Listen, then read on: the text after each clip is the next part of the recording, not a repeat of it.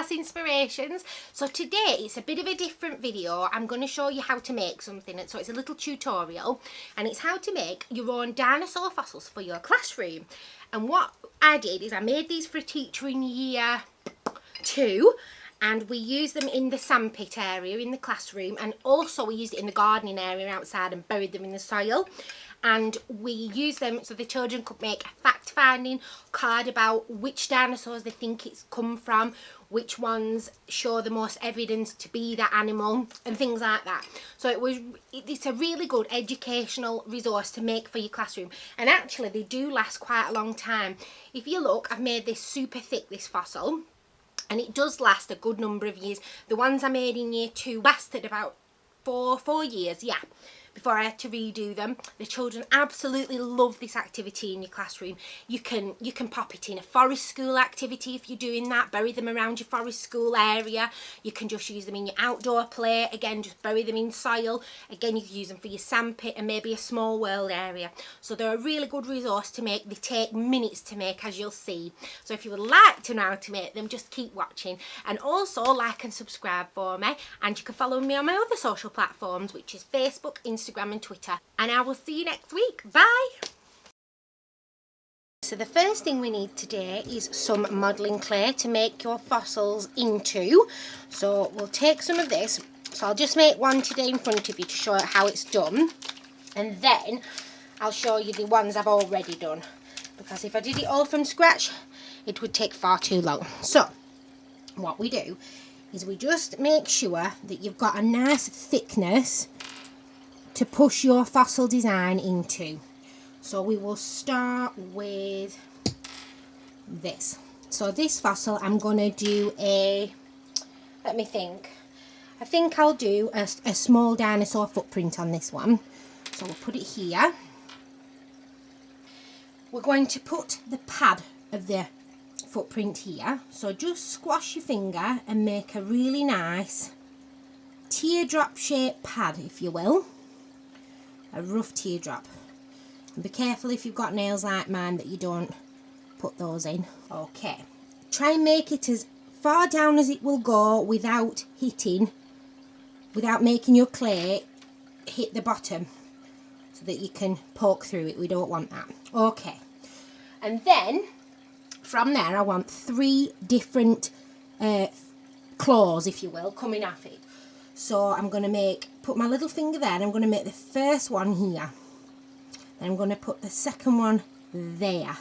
And if you look, you're making ridges all the time, ready for your plaster of Paris to fall into, and then it's gonna bring a real nice relief pattern to your dinosaur fossil. So we've done that. So that's the first pad of my feet, and then I want a second pad of them, because they're always they've got knuckles, if you will, on the fossils. So the second one I'm going to press just above it, and then with my index finger I'm going to push that pad so that we make a ridge. Can you see that? So I put my little finger in this part and I push with my index finger to make a ridge there, so it looks like a separate knuckle. I'm going to do the same with this claw. Press it in, take my index finger and push it slightly up. I've got my ridge. Last one. Press it in, push it up. Got my ridge. Now for the claws, I do think you're going to need a tool. So the tools I use are simple model tools, and you can get these off Amazon, and they're just a few pounds, I think, for a good selection. I keep them all my tools in a box ready. So you will find them also at cake shops, funnily enough, but they're quite expensive. But if you look, I want one with a point and a rounded edge for the claws, so I'm going to use this one. And what we're going to do, we're going to line it up to where your last knuckle was, and then we're going to press that in to make the talon of your dinosaur foot. Do it there, press it nice and deep so you've got a good impression for your plaster of Paris to go into. And this one as well. So when you're happy with that, you can just go over it and make it a little bit deeper if you need to. Like I'm not just happy with the pad, so I'm going to make that a bit deeper so that it's got a little ridge around the side. That's it. And then I'm going to put my little finger knuckle, I'm just going to press in that first pad just to make it deeper. And then I'm going to do the same with the second one and to make it deeper. There we go.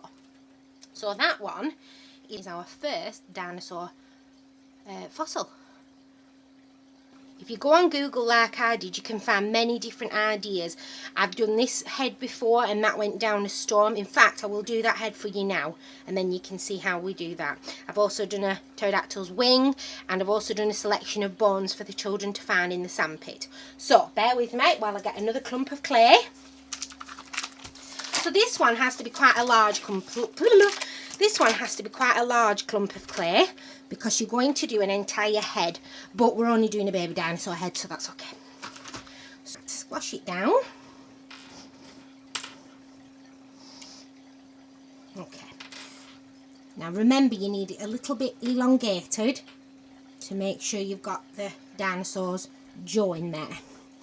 So I would say about that size.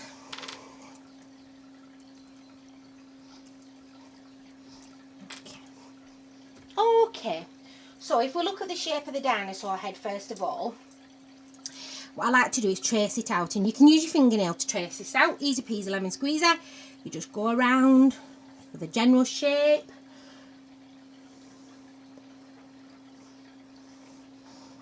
Like that. And then we're going to come up. And then we're going to go around, give that a curve, and we're going to go in as well. Now this actually goes all the way back, his jaw, like that. So I know now where I need to pop his features. So that's just a rough guide where his eyeball's going. So now I need to press in. So again, I'm only going to use my fingers, and we are going to press down along those lines you've made. I'm going to press right to the edge of your beautiful little outline, and we're going to go from the top. Now then, you've got an eye in here, so we'll add that later. We'll add another little ball into it in a moment. For now, you just need to get the shape of your dinosaur perfect. Now remember, the dinosaur head has different 3D levels to it, so you'll be pushing some further in than others, just to give it that realistic look. There is also a nose, a little nostril there, which we're going to add in a moment as well. You're just smoothing it all out to start with. Make sure the back there links each jaw portion. Just pop in different pressure where you think it's necessary. Like, you really want to make sure the mouth stands right out. And at about this point, I like to try and put the teeth in. So again, we're going to use this tool. I'm going to start with the teeth. So they start right at the edge. We're going to go 1, 2, 3, 4, 5, 6. And then we're going to go for the upper jaw as well. 1, 2, 3, 4, 5, 6. Now, can you see you've got an indent where you don't really want it there? So take your finger and just smooth that down slightly. Smooth it down slightly. Okay, so I'm going to go a bit further along with his schnoz. There we go. And I'm going to add another tooth there. Okay, now as I said before, you'll want to add in your eyeball at some point. So we'll take a little bit of clay, and it's just the socket is what we need. So we're going to roll it up, simple, flatten it a little bit, and you're going to pop it there. Okay, and same again with your nostril. You're going to want to put your nose, actually that's a little bit big. Put your nose there. Oh, rolled off. There.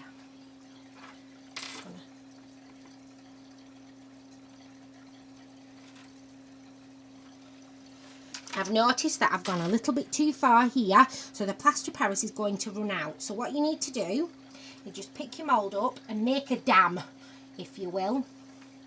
You just need to make a dam so it stops it flowing out of your design. Like that. You want to make sure your teeth are really standing out, because that's normally how the children know this is a dinosaur head. Or these sharp teeth. Okie dokie. So that's our dinosaur head done. It's only rough, remember, children aren't going to be wondering if it's anatomically correct. So when you're doing the plaster of the Paris part of this, it's very important that you read the instructions to see if it's child safe or even safe for your hands. I would advise wearing gloves at all times when dealing with plaster of Paris. There's been some real horror stories associated with it. Look, massive caution label. So this one I bought from a reputable art store for children, so it's got an age there ready to show me that it is safe, but I would still use it as an adult. I would still use this instead of the children. I wouldn't let them touch this no matter what. So I'm just going to go and mix it, and I shall be right back. So we're going to take a disposable cup first, and we're going to put in half a cup of water. Okay, so pour that in gently to a full cup of plaster of Paris. Remember, don't waste it, only make one mixture and see how much you'll need after that, because even if it sets, you just pour your next batch on top of it. You'll be fine. Okay, I'm happy with that. So that now goes into your mixture. So what I do is, again, scoop by scoop. So take the first 2 scoops and you can see it dissolving straight away. Okay.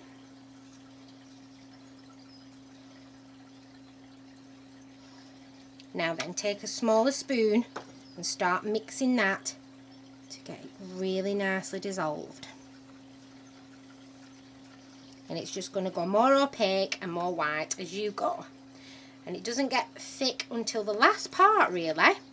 So just for the interest of protecting my lovely desk, I'm going to pop these out of the way, and I've put a safety mat underneath just so that any spill can go onto the mat and not my desk. So I'm going to put my fossils ready.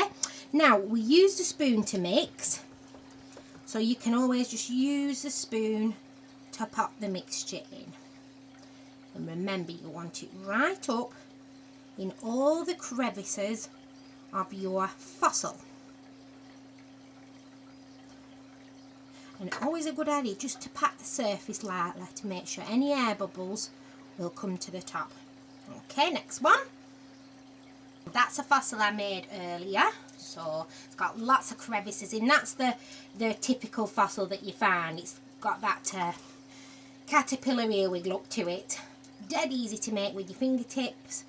So I'll just pat the surface here, making sure it's nice and smooth. Now this is already solidifying. It's amazingly quick, this plaster of Paris. And make sure when you're mixing it, this is disposable, because you don't really want that going down your kitchen sink. So remember, you can build up your fossils, make them nice and thick so that they last a long while with children, because they're not always the gentle ones, are they? So, and there we go. You can throw this away, into the bin it goes, and we'll wait for those to dry.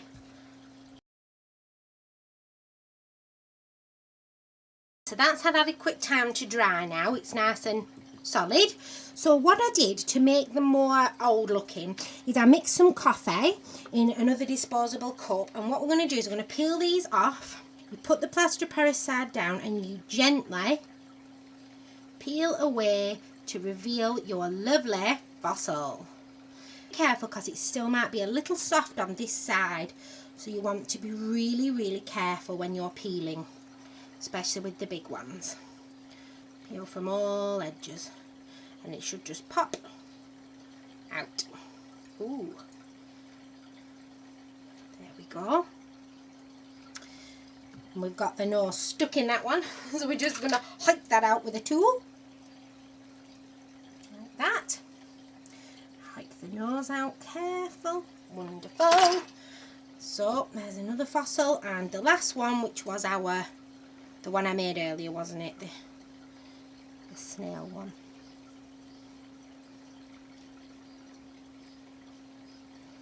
Carefully, carefully. This one. Ooh. This one's a tricky one because it's got lots of different ridges. So that's your last one. There we go. Pop your plasticine to one side to use again. And then what we're going to take is some kitchen roll, wadded up kitchen roll. I'm going to dip it into the coffee. And we're just going to try and dirty them up, so to speak. So they look a little bit worn. And the relief of the fossil comes right out. Can you see? Oh, can you see that? So we're just going to put some coffee all over the fossil part. Just like that. And then you do it to the rest. Dip your thing back in, dip your kitchen roll back in, squeeze off any excess, and we'll do the same with this one. And I just think it gives it such an authentic look to your classroom resources, and they last for absolute years, I promise you.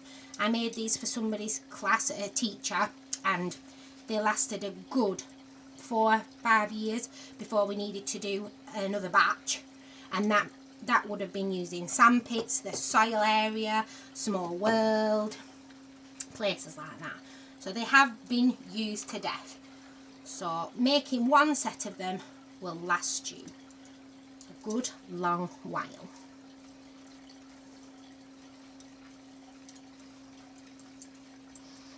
And there we go. Fossils are done. Ready to use in your classroom for anything you need.